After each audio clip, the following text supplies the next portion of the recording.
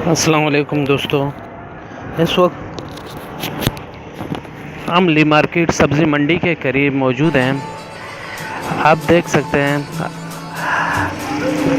लोग सुबह सवेरे निकल के अपने काम धंधे पे जा रहे हैं।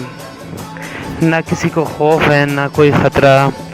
ये वही इलाका है जहाँ आए दिन फायरिंग और दोनों तरफ से मुकाबला हुआ करता था। कभी पुलिस का मुकाबला, कभी रेंजर्स का मुकाबला, लेकिन ये वही ले आ रही है। बिल्कुल सुकून और अमन हो गया है यहाँ पे। और आप देख सकते हैं लोग सुबह 6:30 बजे के वक्त अपने काम पे जा रहे हैं।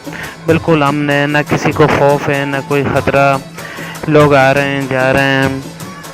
और आज का मौसम भी माशाल्लाह काफ़ी प्यारा मौसम भी है कराची का। और बाकी आप